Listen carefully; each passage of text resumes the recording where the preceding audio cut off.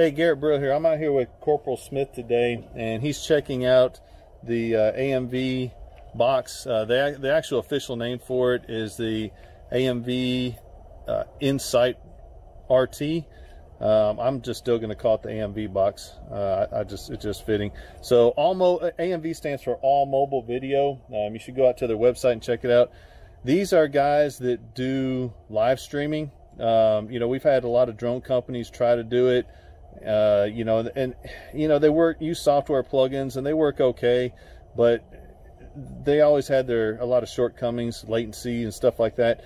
And so AMV stepped up and said, here, let's make you a live streaming solution that works, good. And this is it. And now this is the mobile unit. They also have ones that you can just insert into. A lot of the police especially are having dedicated vehicles, and so there's the piece in here and you can just have it embedded in your vehicle. So I'm going to kind of go through it. It's obviously in a nice watertight Pelican case, and it's a full computer system up here. This is the box. I'm going to kind of show you a few things. This is the cabling. The cabling on this thing, they didn't go cheap. These are good, high quality, professional video connections, not some little plug-in that's going to break. You can see these are even metal, and this one too. So kind of go through this. There's a little fan switch down here. You probably can't see it, but here's a USB 3 connection. There's 2 antennas here. This thing will connect to a hotspot, or you can connect to a 1 gig network. There's a video input and output. These are HDMI connectors. The input, anything that you can stream. So this thing is completely agnostic. It doesn't care if it's a drone, doesn't care if it's an older drone like an Inspire 1 or a new one. It doesn't matter. You can also do your robot. You can do your negotiator throw phone. You can do a pole cam. You can do any video source that you wanted to. The output is a lot of units are already using a big TV or a large monitor in the back of their vehicle, so that other people can watch the video as well. So now you can provide input, output, and that would go straight to your TV, and so you don't lose that functionality.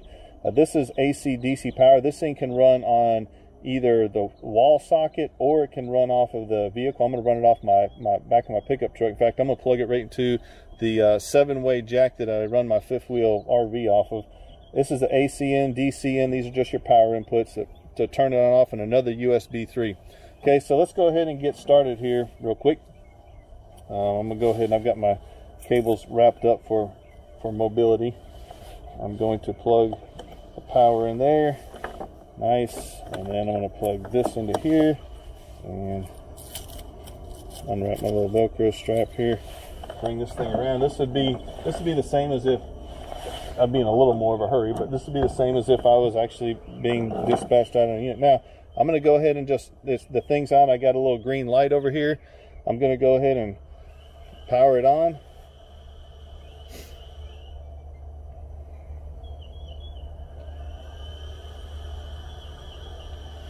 Now, one of the nice things about this, again, is that it doesn't matter what kind of video input. So the other thing is it's actually something tangible. You buy the unit, and then this isn't some kind of a licensing thing where you just pay for it over and over and over and you never really have something to show for it. The unit, it's solid. I've had 0 problems with it whatsoever. Now you can see it's already powered on. Now it's asking no video input. So I've got the M210 powered on sitting over here, and it's got the XT2 on it, and all I'm going to do is plug in video. Now you can see that it's happy with the video. I'm going to check my HDMI.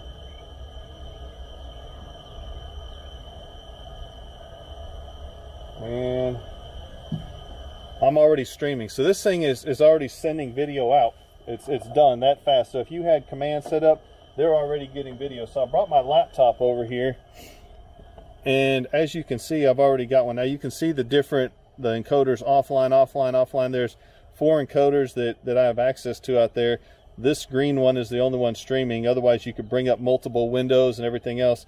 In this case, I'm going to maximize this window right there. So I'm trying to do it. So as you can see, it's a good high quality video. that we're getting out and straight up from the M210. One of the things I'm going to attempt to show you here, if I can get this laptop to just kind of maybe sit down in here like so, get a little rid of some of the glare. Okay, so we're already streaming. Now, one of the things I want to show you is this doesn't just stream to laptops. As you know, some of the software solutions that we have out there, they'll only stream to a laptop. If you saw the other video where I got my own demo of this AMV box, we streamed it to a laptop, we streamed it to a Toughbook, we streamed it to a cell phone, we streamed it to a iPad, we streamed it to all kinds of different devices.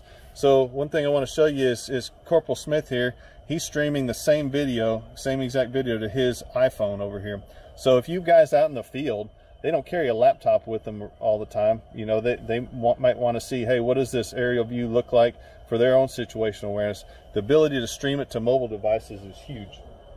All right. Now the next thing I want to show you, you might have heard a lot of people bragging about latency. So you know, with some of the software solutions you have out there, and I'm talking the DJI Flight Hub, the Drone Sense, all these other solutions out there, one of the challenges, we get 2, 3, sometimes 4, 5, 6 seconds of lag. And you know, it's better than nothing, but sometimes that can be a real challenge. So right now we are on a, see if I can show this to you. We actually have 3 bars. I'm sorry, we have 3 bars. We have 3 bars out here on this network. What I want to show you is I've got the real-time crystal sky here, and then you can see my laptop in the background. And maybe Corporal Smith can hold his phone out there. Maybe we can get all of them in there. All right, I'm just going to tilt the. This is the XT2. I'm going to tilt it up, and we'll see. It should be less than a second.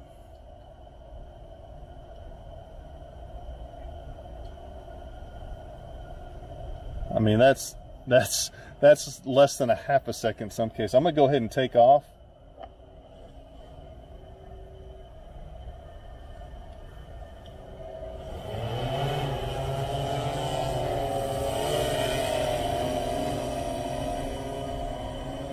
You could fly by this thing. The video off of the laptop, other than brightness, because the crystal sky is obviously better, but other than that, you could fly at the speed of this thing is absolutely amazing.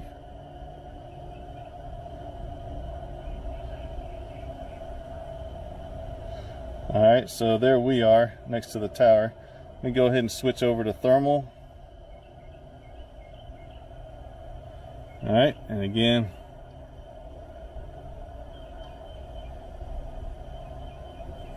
it's just, I love it. All right, let me switch over to visible. I'm going to zoom in a little bit. I think, there we go. So there we are zoomed in, and as you can see, the speed that they get it is maybe it's way less than a half a second. What do you say? Maybe a quarter of a second. Absolutely. Or so. So that's what we're looking at here. And so they're getting it at almost the exact same time that I do. All right. So anyway, that's kind of the demo of it. A couple of things to note that are really important, by the way, on this compared to some of the designs that other streaming folks have done. One of the big changes in comparison to this is, number one, these are not on public servers. This isn't going out on Google. This isn't going out on Amazon. This isn't going out on Microsoft. This is encrypted all directions. There's no data being saved, so there's no data retention issues. And now here's the big one. All right, now I'm gonna say a little something here. I personally provided input. Good solid input to several of these other streaming companies that the controls need to be on the user end.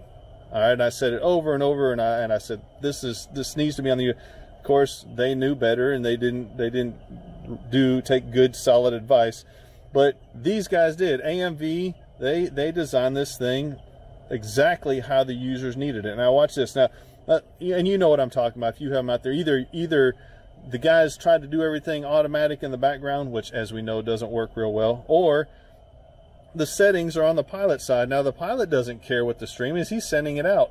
but the poor guy back in command is getting choppy video and he has to change it on this. In this case, this laptop would be represent command, and I have the ability, let's say we're out on a real slow network and I want to change the frame rate. I'm just going to change that, or I'll just change the bit rate in this case, easy enough. I'm going to change the bit rate down to something slow, like 250. All right, I'm going to do an update stream. And as you can see, it's going to take, and everybody out here is looking at it. Already updated the stream. It sent it back, the command back to the box, updated the stream, and now it's changing the bit rates and everything else, and it'll all come back. All right. Now you can see our quality is a little bit less. Maybe you can't on this video. We can see it's a little bit less, so you don't have the same quality of video. But you know what? If you had really poor bandwidth, which by the way I do plan to test out, but if you had really poor bandwidth, that may be what you need to do to get that stream out. But you know what? The controls are on the proper end. The pilot doesn't have to mess with it. Command can set whatever they need to do. Now, of course, we're going to have you know, same thing, we're going to have fast response and everything else. But again, you can change the output quality on the user end. All right, so I'm going to go ahead and set that back. Based on their bandwidth here, I'm going to set it back to, we'll go with 2000. Again, I'll update the stream. So guys, this is a live streaming system done right. It's not some kind of ad hoc thing you got to piece together. This isn't some software solution with plugins that only kind of sort of work, or that work to a okay level but not a great level. This is just a great system. Again, I've had zero problems, super fast to set up. I can't say enough good things about it so far.